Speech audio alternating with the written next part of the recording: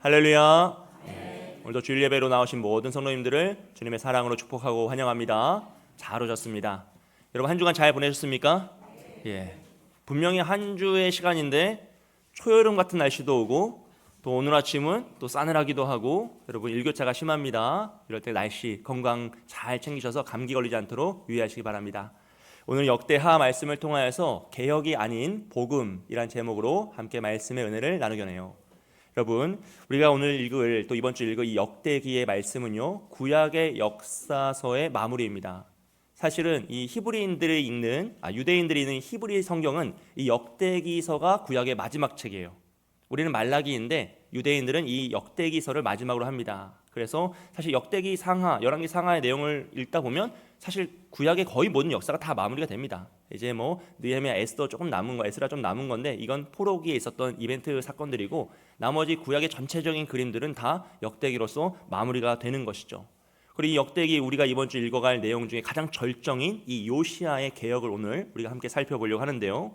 이 역대기 상하에 나오는 모든 말씀들, 특히 유다 왕조의 내용들은 단순히 과거에 있었던 기록을 우리에게 알려주는 것이 아니라 그들의 인생을 통하여서 인간이라는 존재가 어떤 존재이고 어떻게 나아가는지를 보여주는 우리의 영적인 거울이면서 또 우리가 나아갈 길을 알려주는 나침반이 됩니다. 그래서 이 방대한 기록은 우리에게 가장 본질적인 질문을 던져요. 그것은 무엇이냐면 인간은 스스로를 구원할 수 있느냐라는 것이에요. 인간의 지혜와 능력이라고 하는 그 상징인 이 왕들, 인류의 역사의 가장 영웅이라 불렸던 그 왕들이 살아갔던 그 역사를 통하여서 과연 인간은 자신의 힘과 능력으로 스스로를 구원할 수 있느냐라는 것을 보여주죠. 여러분 우리는 삶을 살아가면서 위기를 만날 때 어떤 마음을 먹습니까? 모르겠다 하고 이제 숨는 사람도 있어요 분명히. 하지만 또 대부분의 분들은 어떠죠? 내가 조금 더 힘을 내야겠구나. 내가 이 위기를 극복하기 위해서 애를 써야겠구나. 이 어려움 분명 이거 지나간다. 그러니까 끝까지 버텨야겠구나 라고 하면서 의지를 불태우고 힘을 내려고 애를 씁니다. 그래서 정말 그것을 결심하고 결단하고 또 지키며 나아오죠. 하지만 역대기는요 우리에게 인간의 힘은 잠시 상황을 변화시키는 것 같으나 우리의 본질을 바꿀 수 없다라는 사실을 가르쳐주는 거예요. 이 요시야의 말씀대로였습니다. 여러분 우리가 자녀를 양육하다 보면은 자녀들마다 다 다르잖아요. 저희 집도 셋이 있는데 셋이 다 달라요. 자녀들마다 정리정돈을 잘하는 자녀가 있어요, 없어요? 예, 거의 없지만 그래도 한 명 있어요. 예, 대부분은 정리정돈 잘해요, 못해요? 잘 못해요. 그럼 우리는 정리정돈을 잘하는 걸 원하기 때문에 가르칩니다. 그럼 그 가르침이 잘 가르쳐지지만 또 한순간에 다시 더러워지죠. 정말 신기하게 그들의 방은 여전히 더러워져요. 더 이상 어지럽힐 게 없을 만큼 어지러워지면 이제 그게 멈추는 거예요. 예, 이게 인간이에요. 그러면 이들을 우리가 잘 가르쳤어요. 그래서 훈련시켰어요. 그래서 정말 이제 정리정돈 잘한 존재가 되었어요. 그러고 나서 자취시켰더니 어떻게 돼요? 예, 2주도 안 지나서 똑같이 예전으로 돌아가더라는 거예요. 아침에 8시에 일어나는 애들이 혼자 살면 12시에 일어나는 거죠. 이건 사람은 바뀌지 않는다는 거예요. 우리의 힘과 능력으로 뭔가 의지로 결단으로 잠시 바뀌는 것처럼 보이고 상황이 개선되는 것처럼 보이지만 사실은 우리의 제도와 힘과 능력으로는 인간의 본심을 바꿀 수 없다라는 것을 지금 이 말씀이 오늘 말씀이 우리에게 해주는 것입니다.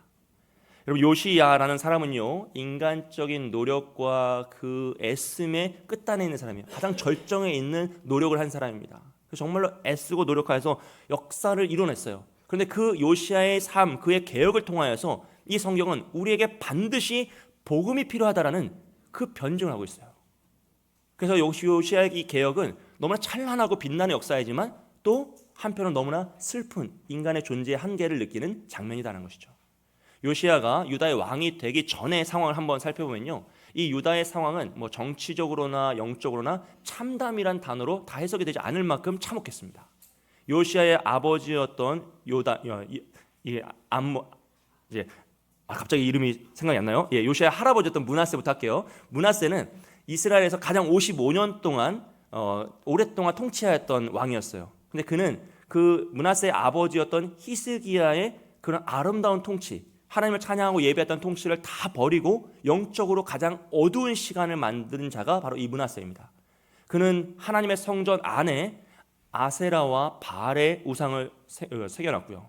또 더 나아가서 자신의 아들들을 불 가운데로 지나가게 하는 인신 제사를 드렸어요. 하나님이 결코 하지 말라고 하셨던 그 악행을 이 므낫세는 너무나 쉽게 하더라는 것이죠. 이런 므낫세의 악행에 대해서 성경은 뭐라고 기록하냐면요, 역대하 33장 9절 말씀입니다. 우리 함께 읽겠습니다. 유다와 예루살렘 주민이 므낫세의 꾀임을 받고 악을 행한 것이 여호와께서 이스라엘 자손 앞에서 멸하신 모든 나라보다 더욱 심하였더라. 아멘. 지금 뭐라고 합니까? 므낫세의 꾀임에 속아서, 므낫세의 악행에 속아서 이스라엘 백성이 다 죄를 범하였는데, 그 죄가 하나님이 이스라엘 앞에서 무찌르셨던, 쫓아내셨던 이방인들보다 못하다는 거예요. 더하다는 거죠. 애굽보다 더하고 가나안보다 더하고 그 악한 이방인 민족들보다 이 므낫세와 이스라엘이 더 악을 범하였다는 것입니다. 그리고 그 므낫세의 아들이었던 아몬 역시도 그 아버지의 길을 따라가요. 우상 숭배로 따라가고 죄악으로 따라갑니다. 그래서 이 아몬이라는 사람은 신하들에 의하여서 죽임을 당해요. 원래 유다는 이런 일이 없거든요. 북이스라엘은 서로 죽이고 죽이는 왕조이지만 유다는 다윗의 계보를 통하여서 늘 왕조가 연결되었어요. 그런데 이 아몬에서는 이 백성들이 이 죄를 끊어내고자 그를 죽이는 악한 일을 범하더라라는 것이죠.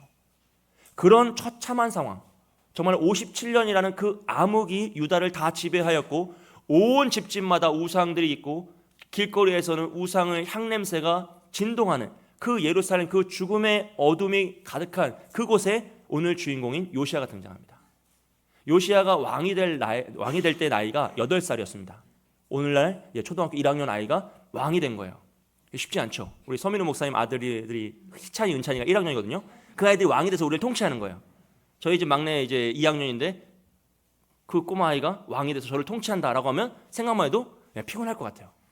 이게 인간의 생각으로는 불가능한 거예요. 야, 이건 망했구나, 절망이구나. 그 어린아이가 도대체 뭘 알아서 나라를 다스리고 외교를 하고 정치를 하겠는가라는 걸 생각해보면 정말 참혹한 거죠. 더 이상 미래가 없습니다. 그런데 하나님은 그 절망스러운 순간에 하나님의 은혜의 신비를 선언하세요. 우리 역대하 34장 1절과 2절 말씀 다 함께 읽겠습니다. 요시야가 왕위에 오를 때 나이가 8세라 예루살렘에서 31년 동안 다스리며 여호와 보시기에 정직히 행하여 그의 조상 다윗의 길로 걸으며 좌우로 치우치지 아니하고. 아멘. 여러분, 요시야는 8살 꼬마아이였습니다. 하지만 그는 여호와 보시기에 정직하게 행하였다 했어요. 그는 다윗의 길을 걸으며 좌우로 치우치지 않았다고 했습니다. 이 모습은 고린도전서 1장 27절에서 바울이 고백했던 고백이죠. 하나님께서 세상의 미련한 것들을 택하사 지혜 있는 자들을 부끄럽게 하려 하시고 세상의 약한 것을 택하사 강한 것들을 부끄럽게 하려 하시며, 이 모습이 그대로 나타난 것이 요시야의 모습이에요. 여러분, 이것이 은혜의 원리입니다. 사람들은 능력이 많고 경험이 많고 힘이 강한 왕을 원했지만 하나님은 어린아이같이 순전한 마음을 가진 요시야를 택하셨다는 거예요.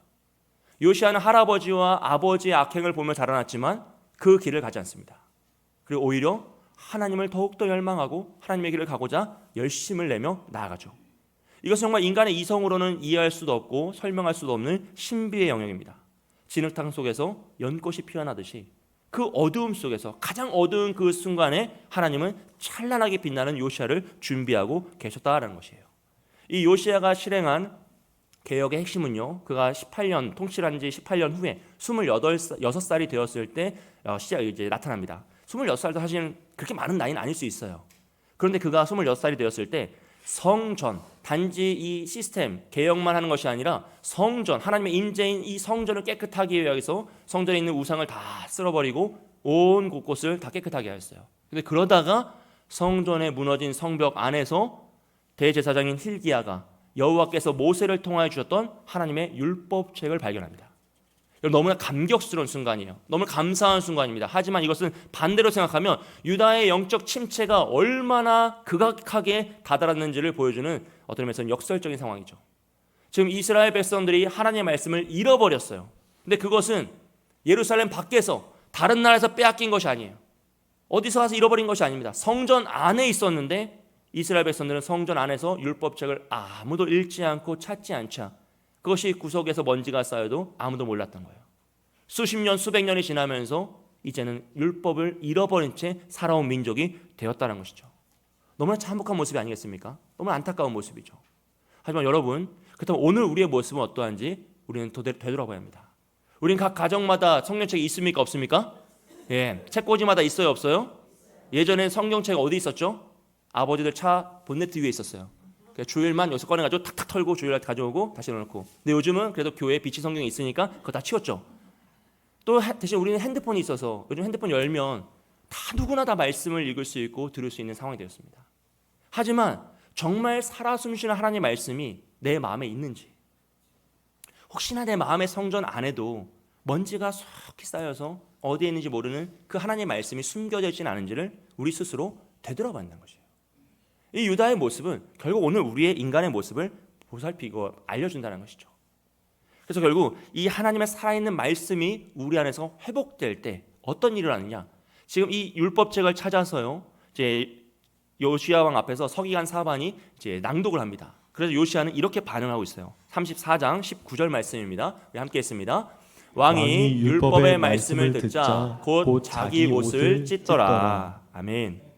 지금 요시야에게 들리는 이 말씀은요, 단지 하나님의 말씀, 정보가 아니라 그의 심령을 쪼개는 날선 검과 같았어요. 그의 마음을 쪼개는 하나님의 살아있는 생명력이 넘치는 하나님의 말씀이었습니다. 그래서 그는 옷을 찢었어요. 이 옷을 찢다라는 것은 단순히 내가 무엇인가를 잘못했구나 인정한다는 태도가 아니라 가장 강력한 비탄과 절망, 나의 마음을 찢고 몸을 찢는다는 개념입니다. 내가 하나님 앞에서 죽어마땅한 자이구나를 표현할 때 옷을 찢는다라고 구약 성경에서 표현하고 있는 것이죠. 그러면 요시야가 지금 이 말씀을 통하여서 내가 어떤 존재인지 깨달은 거예요. 아, 내가 정말로 죄인이구나. 우리의 조상들이 하나님 앞에서 너무나 참혹한 죄를 범하였구나. 그래서 우리 유다를 향한 하나님의 심판이 너무나 강력하게 엄중하게 임하겠구나라는 것을 깨달은 겁니다. 그래서 그는 이 슬픔과 절망 속에서 개혁을 시작하는 거예요. 여러분, 요시야가 유능해서 개혁을 한 것이 아닙니다. 그는 절망에서 시작합니다.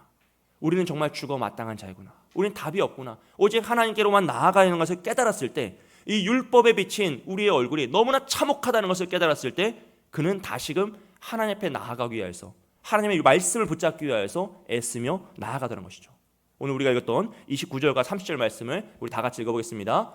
왕이 사람을 보내어 유다와 예루살렘의 모든 장로를 불러 모으고 여호와의 전에 올라가매 유다 모든 사람과 예루살렘 주민들과 제사장들과 레위 사람들과 모든 백성이 노소를 막론하고 다 함께 한지라.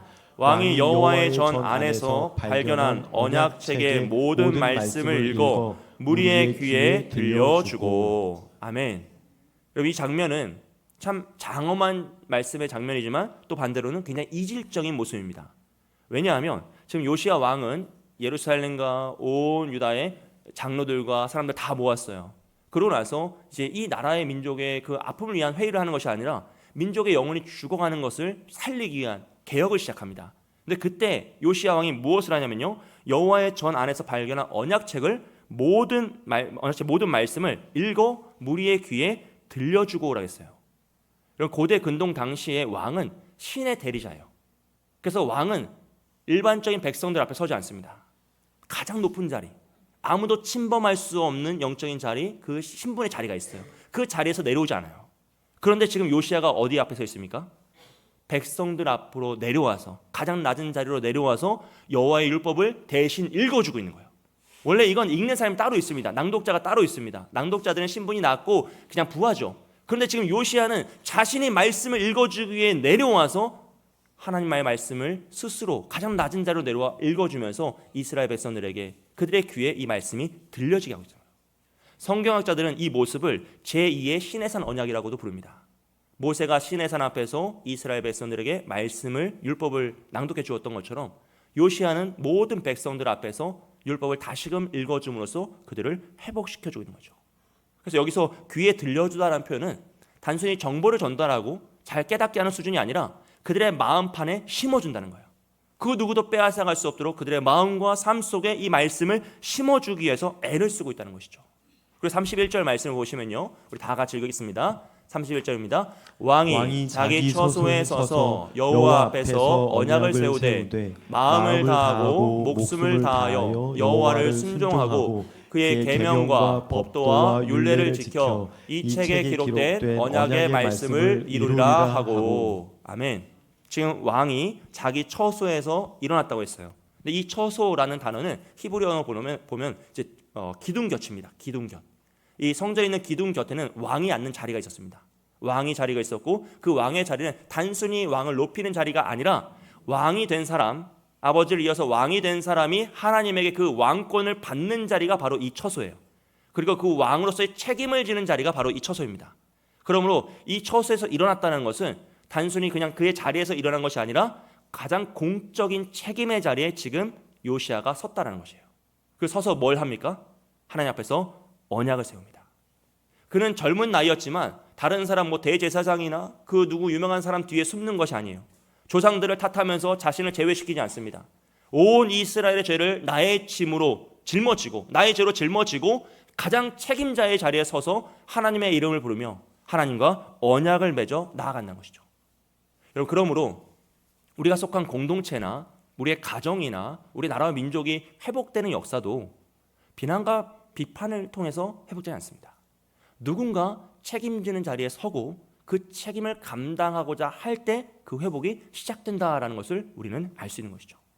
그렇게 요시야는 새롭게 하나님 앞에서 언약을 세우며 나아가요. 그 언약의 핵심은 31절 중반부에 나오는 마음을 다하고 목숨을 다하여 여호와를 순종하고 그의 계명과 법도와 율례를 지켜 이 책에 기록된 언약의 말씀을 이루리라 라는 내용이었어요. 이 말씀은 신명기에 나오는 쉐마의 말씀과 동일한 결을 따집니다. 그러니까 지금 요시야가 새롭게 세운 이 언약은 이스라엘 백성들 앞에서 새로운 언약을 만든 것이 아니라 그들이 이미 받았던 언약을 다시 회복시키는 거예요. 이미 받았었는데 까먹은 거예요. 이미 받았었는데 잊어버린 겁니다. 이미 받았었는데 무시하고 마음대로 살아갔는데 다시 그 언약을 회복시킴으로써 우리는 이렇게 살아야 한다라는 것을 강조하는 것이죠. 여기서 마음을 다한다는 것은 단지 우리가 지적인 동의를 하는 것은 아니라 전인격적인 헌신으로 나아간다는 거죠. 목숨을 다한다는 것은 자신의 존재 자체를 걸고 이 말씀을 지키기 위하여 결단한다는 뜻입니다. 사랑하는 여러분, 마음을 다하고 목숨을 다하고 하나님을 사랑하시길 축복합니다. 주 하나님을 사랑할 때 하나님도 우리를 더 붙잡아 주시고 은혜를 주실 줄 믿습니다. 그러므로 지금 요시야가 하고 있는 개혁은요, 단순히 무엇인가 조금 부분적으로 개선을 하고 적당한 타협을 하는 것이 아니라 자신의 존재 자체를 완전히 걸고 하나님과 이스라엘 백성들이 화목해질 수 있도록 다시 그 깨어진 언약이 회복될 수 있도록 생명을 걸고 나아간다는 것이에요. 그리고 그 내용은 33절에 보시면 굉장히 즉각적이고 파괴적인 행동으로 선언입니다. 우리 33절 말씀을 다 같이 읽겠습니다. 이와 같이 요시야가 이스라엘 자손에게 속한 모든 땅에서 가증한 것들을 다 제거하여 버리고 이스라엘의 모든 사람으로 그들의 하나님 여호와를 섬기게 하였으므로 요시야가 사는 날에 백성이 그들의 조상들의 하나님 여호와께 복종하고 떠나지 아니하였더라. 아멘. 여기서 제거하다라는 것은요, 단지 없애는 것이 아니라 그것을 완전히 부수고 없애서 형상을 더 이상 알아볼 수 없도록, 더 이상 이것이 나타나지 않도록 치워버렸다라는 것을 뜻해요. 그래서 성전뿐만 아니라 이스라엘 집집마다 있었던 모든 우상을 다 부수었습니다. 이 우상 숭배의 뿌리를 완전히 끊어놓고자 애쓰면서 그 개혁을 실행했던 것이죠. 그 결과가 무엇입니까? 요시야가 사는 날에 백성이 그들의 조상들의 하나님 여호와께 복종하고 떠나지 아니하였더라라는 것이에요. 여러분 한번 상상해 보세요. 요시야부터 이제 솔로몬까지 가면 한 350년 정도가 필요합니다. 솔로몬 이후로 우상 숭배에 빠졌으니까 약 300년 동안 이스라엘 온 땅에 우상 숭배의 제단이 다 있고 그 제물을 바쳤던 향내와 제물의 피가 흥건했어요. 예루살렘 거리거리마다 집집마다 우상 숭배를 하고 우상에게 바쳤던 그런 악한 제물들 불타고 있고 그 피비린내와 그 향내가 온 예루살렘에 가득했습니다. 근데 요시야가 그걸 다 없앤 거예요. 거리를 정비하고 집들을 정비하고 성전을 깨끗이 하고 다시 하나님께 분향을 드리기 시작합니다. 번제를 드리고 찬양을 하며 하나님의 영광을 드러낸 거예요. 그 저주스럽던 예루살렘의 거리가 하나님을 찬양하는 거리로 바뀐 거예요. 얼마나 아름답습니까? 얼마나 감격스러울까요? 이거는 인간의 힘으로 할 수 없는 정말 경이로운 순간이다라고 할 수 있어요. 하지만 여러분, 우린 요시야의 이 찬란한 기쁨과 그 개혁의 모습 속에서 또 이후에 그 뒤편에 남겨진 역사의 어떤 의미에서는 슬픈 그림자를 보게 돼요. 우리는 이제 성경을 쭉 읽고 이번 주 읽으면 34장, 35장에 가시면 요시야의 그 개혁이 나옵니다. 그런데 너무나 이상하게도, 너무나 어떤 면에서는 속상하게도 35장에서 36장을 넘어가는 순간 유다가 망해요. 길지 않습니다. 그럼 우리 질문할 수밖에 없죠. 도대체 요시아의 이 완벽한 개혁, 모든 것이 다 회복된 것 같은 이 개혁이 있었는데 왜 도대체 유다는 20년도 되지 않아서 망할 수밖에 없었는가? 왜 도대체 이 요시아의 개혁은 유지되지 못하고 유다는 이렇게 멸망당한 것인가? 라는 것을 생각해야 됩니다. 여러분, 요시아가 무기또 전투에서 전사를 합니다. 그러자마자 유다는 변질돼요. 요시아의 아들들이었던 여호아하스, 여호야김, 시드기야는요, 아버지가 그토록 싫어했던 우상 숭배로 돌아가요. 참혹하죠. 마치 이것은 고무줄을 튕겼다가 탁 놓으면 더 빨리 돌아가는 것처럼 정말 언제 그랬냐는 듯이 죄악의 길로 달려가고 이스라엘도 마찬가지로 그 길을 따라갑니다. 그래서 결국 유다는 멸망했고 이스라엘 성벽은 다 무너지죠. 하나님의 임재의 상징이었던 예루살렘 성전은 다 불타버립니다. 이 참혹한 기록 앞에서 우리는 이 요시아의 개혁을 보면서 영적인 어떤 의미에서는 아주 중요한 우리가 교훈을 얻죠. 그것은 요시아의 개혁이 잠시 상황은 바꿀 수 있었으나 그 백성들의 마음은 변화시키지 못했다는 거예요. 그 본질은 바꿀 수가 없었다는 것입니다. 여러분, 영국의 위대한 설교가인 찰스 스펄전이라는 목사님이 이 인간의 죄성, 변질되고 또 변질되는 결코 변하지 않는 그 죄성을 이런 식으로 비유를 하셨어요. 돼지를 깨끗이 씻기고 그 목에 진주 먹거리를 걸어줄 수 있다. 그러나 그것이 돼지의 본성을 바꾸지는 못한다. 울타리 문이 열리고 기회가 생기면 그 돼지는 다시 가장 더러운 진흙탕으로 달려갈 것이다 라는 것이죠. 요시아가 개혁을 통하여서 유다라는 돼지를 깨끗이 씻기고 잠시 진주 목걸이를 걸어줄 수 있었습니다. 하지만 요시아가 사라지자 그들은 다시금 진흙탕을 향해 달려가고 있다는 것이에요. 그리고 이 모습은 오늘 우리에게도 너무나 큰 어떤 면에서 경고를 주는 말씀입니다. 여러분, 우리가 종교적인 환경을 조성하고 경건한 습관을 들이며 도덕적인 삶을 살아갈 수 있어요. 이건 정말 중요한 일입니다. 잘 하시고 있고 앞으로도 열심히 하셔야 돼요. 하지만 그런 일들이 나의 변화된 심령, 거듭난 나의 생명으로 말미암아 일어난 것이 아니라 나의 힘과 능력과 의지를 통한, 개혁을 통한, 나의 지혜를 통한 일이라면 이 일은 잠시 잘 되는 것처럼 보이고 성공한 것처럼 보일 수 있지만 언젠가 그 감시자가 사라지고 울타리가 열리면 우리도 언제 그랬냐는 듯이 진흙탕을 향해 달려갈 수 있다는 것이에요. 그래서 33절에 보시면 요시아가 사는 날에 백성이 그의 조상들의 하나님 여호와께 복종하고 떠나지 아니하였더라 라는 말씀은요, 반대로 생각해보면 요시아만 없으면 언제든지 돌아갈 준비가 되었다는 것이에요. 지금 이스라엘 백성들이 하나님 말씀에 순종하였던 것은, 복종하였던 것은 그들의 자발적인 그 감격과 사랑에 의한 것이 아니라 개혁의 힘을 쓰는 왕 때문이었어요. 요시아의 그 열정 앞에서 당연히 왕이니까 복종할 수밖에 없었던 것이죠. 그런데 그 요시아가 없어지자 어떻게 됩니까? 자신의 본성이 그대로 드러나서 달려간 것이죠. 여러분, 요시아는 망치로 이스라엘에 있는 모든 우상을 다 깨트릴 수 있었습니다. 하지만 그가 결코 깨트릴 수 없는 숨겨진 우상이 있었어요. 그것은 바로 백성들의 마음속 깊은 곳에 숨겨진 욕망이었어요. 여러분, 우상이란 것은 단지 보이는 조각상 이전에 먼저 우리 마음의 태도입니다. 하나님보다 더 사랑하고 더 의지하는 그 태도가 곧 우리의 우상이죠. 이것은 망치로 깰 수 있는 게 아니에요. 우리의 힘으로, 제도로, 개혁으로 깰 수 있는 것이 아니란 것이죠. 그래서 망치로 그렇게 열심히 우상을 다 깨트렸는데 그 이스라엘 백성들의 마음속에 뭐가 있습니까? 하나님의 말씀에 복종하지만 여전히 풍요를 상징하는 바알의 도움을 원하는 거예요. 나를 드러내고 나를 더 자랑하고 싶은 욕망이 그 마음속 가장 깊은 곳에 남아있다는 것이죠. 사랑하는 여러분, 이것이 인류가 실패하는 원리입니다. 인류는 늘 이 포인트로 계속 실패하거든요. 인류는 교육을 통해 무지를 해결할 수 있습니다. 정치를 통해서 제도를 개선할 수도 있습니다. 개혁을 통해서 환경을 바꿀 수 있습니다. 그래서 우리는 참 좋은 시대 속에 살고 있어요. 하지만 인간의 그 어떤 노력과 제도와 방법도 인간의 본연에 있는 죄성을 회복시킬 수 없다는 거죠. 인간의 마음을 바꿀 수가 없어요. 그래서 오늘 우리가 다 죄인으로 살아가는 것이고 앞으로 수천 년이 지나도 우리는 다 죄인으로 존재할 것이며 앞으로 수천 년 전에도 우린 죄인일 수밖에 없었던 거죠. 그러니까 주님 오시는 그날까지 모든 인간의 그 본심은 그 어떤 것으로도 바꿀 수가 없다는 거예요. 이것이 요시야의 개혁을 통해 우리가 깨닫게 된 겁니다. 결국 요시야의 개혁은 인간이 도달할 수 있는 가장 정점을 보여줘요. 애쓰고 노력해서 야 여기까지 할 수 있구나, 이렇게까지 회복시킬 수 있구나, 율법이 회복되고 제사가 회복되고 절기가 회복되고 환경이 개선될 수 있구나 하는 걸 보여줍니다. 하지만 그 지점에서 우리는 뭘 깨닫냐면 인간의 노력은 여기까지구나. 여기까지는 할 수 있지만 사람의 마음을 바꿀 수는 없구나. 나의 본질을 변화시킬 수는 없구나라는 존재적인 한계를 깨닫는 거죠. 그렇다면 여러분, 역대기 기자는 왜 굳이 포로에서 힘들게 돌아온 이스라엘 백성들에게 이런 말을 하는 걸까요? 이 참혹한 역사를 굳이 지금 34장까지 써놨잖아요.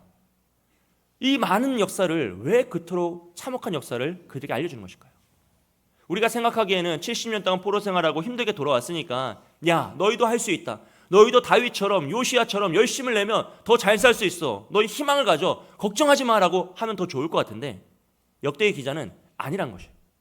찬물을 끼얹죠. 자 보아라, 너희가 그토록 갈망하는 다윗도 히스기야도 요시야도 다 실패했다는 거예요.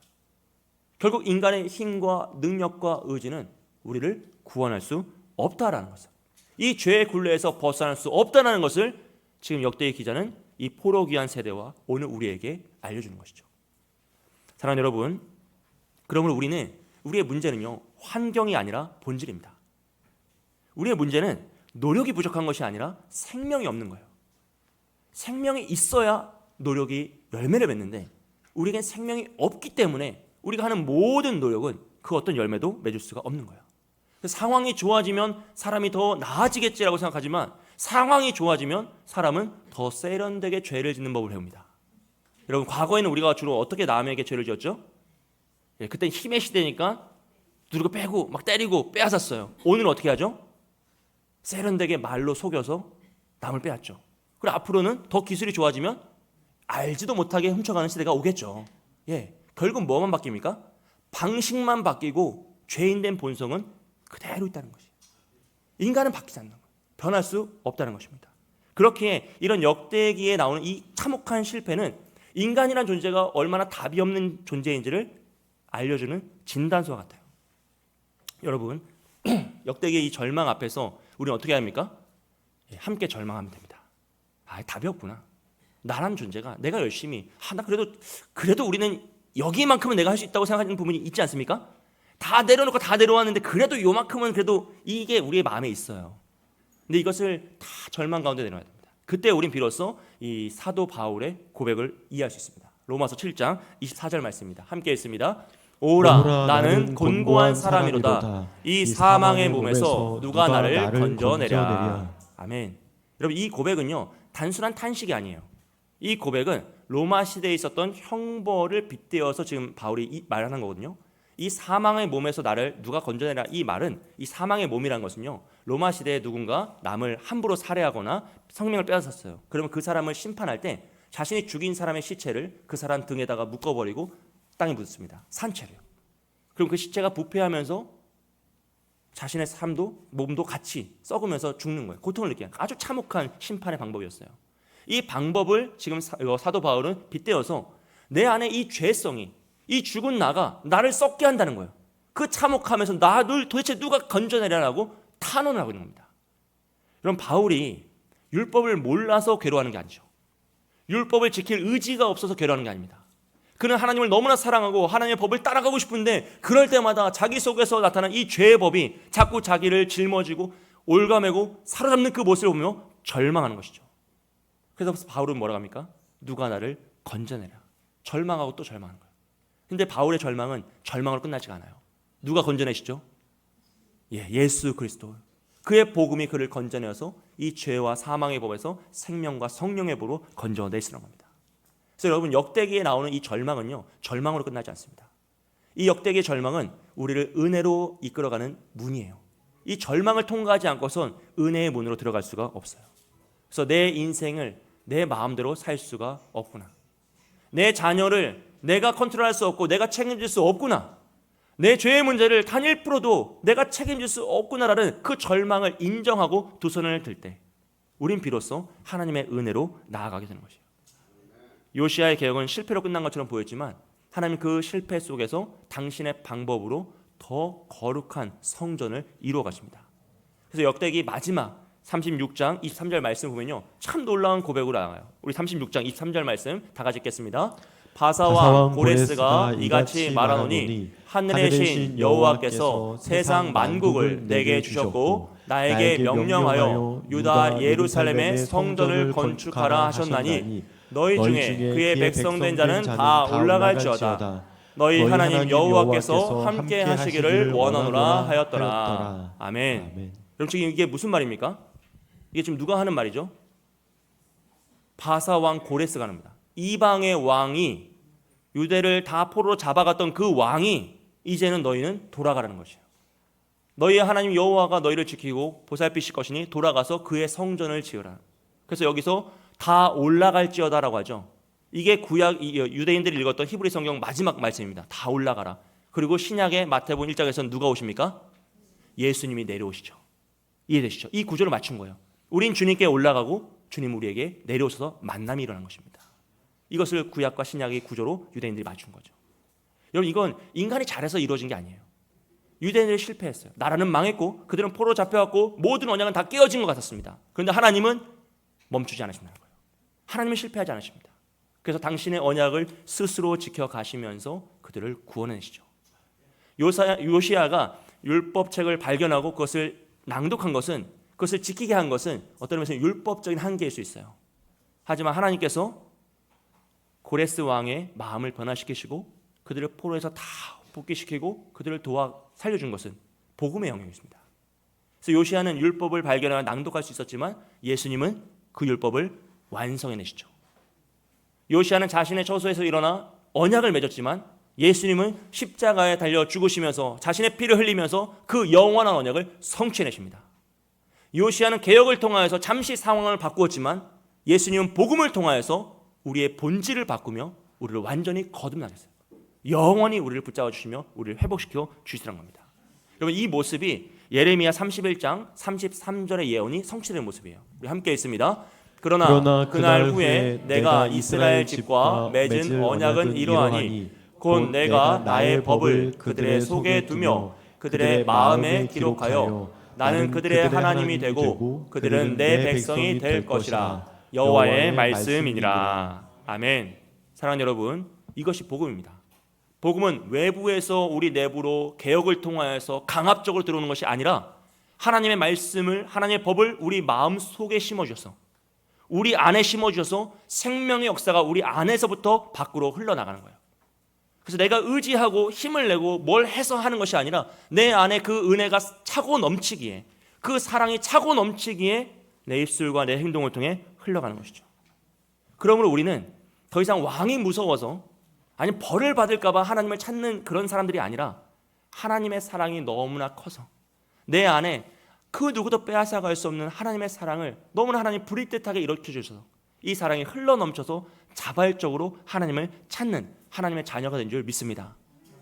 사랑하는 여러분, 이 진정한 변화는요, 누군가 무서워서 누군가 해야 되기 때문에 숙제로 하는 것이 아니에요. 그래서 우리가 주일마다 또 기도할 때마다 뭘 결단합니까? 이번 주는 내가 좀 더 참아야지, 내가 자녀들에게 소리 지르지 않아야지, 이렇게 저렇게 해야지. 아무리 결단해도 우리의 힘은 안 되는 거예요. 오직 하나님의 사랑과 은혜가 나를 차고 넘칠 때에만 변화가 되는 거죠. 우리가 죄를 미워하는 이유도 마찬가지입니다. 내가 죄를 지으면 그 죄가 나를 힘들게 하기 때문에, 나를 파괴시키기 때문에 미워하는 것이 아니라 내가 죄를 지으면 나를 구원하신 하나님이 얼마나 슬퍼하실까, 나를 죄에서 건져내시려고 십자가를 지셨던 그 예수님의 마음이 얼마나 속상하실까라는 그 도전 앞에서 우리 죄를 끊어내게 된 것이죠.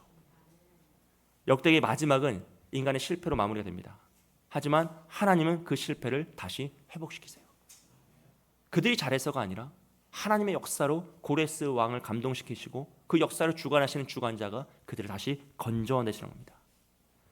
그러므로 우리는 여러분 요시야처럼 열심히 살아야 합니다. 할렐루야. 또 제가 안 된다고 하니까, 우리 힘으로 안 된다고 하니까 이제 그럼 나도 모르겠다 이렇게 하면 안 돼요. 여러분, 우리는 최선을 다해서 열심히 살아야 합니다. 노력하시고 힘쓰시고 애쓰십시오. 하지만 그것만으로 안 된다는 것을 인정해야 돼요. 그것이 나를 구원할 수 없다는 것을 인정해야 됩니다. 나의 개혁은 잠시 상황을 바꿀 수는 있으나 나의 본질을 바꿀 수 없습니다. 그러므로 우리는 나의 본질을 바꾸실 하나님만을 의지하며 나아가는 것이죠. 이 고백이 회복될 때 우리는 더 이상 숙제에 매달리지 않아요. 이번 주도 역대하를 읽어야 되는구나. 목사님이 자꾸 카톡 보내고 막 문자 보내고 목자들이 막 쥐어짜고 막 하니까 막 알약 올려야 될 것 같고, 그래서 우리가 성경 읽는 것이 아니라 자발적인 기쁨으로, 은혜로 우리 자녀들을 어떻게 하면 내가 믿는 자로서 모범을 보이려고 애쓰는 그게 아니라 정말로 사랑으로 하나님의 은혜가 넘쳐서 그 고백이 흘러나가고 그런 터치가 일어나는 그런 저와 여러분 되시게 주님의 이름으로 축복드립니다. 오늘 요시야의 한계 앞에서 우리의 모습을 되돌아보면서 더욱 복음만을 붙잡고 나아가는 우리 모두가 되기를 주님의 이름으로 축복드립니다. 함께 기도하겠습니다. 말씀을 붙잡고 나아갈 때 하나님, 나의 의지와 노력으로 우리 스스로를 구원할 수 없음을 고백합니다.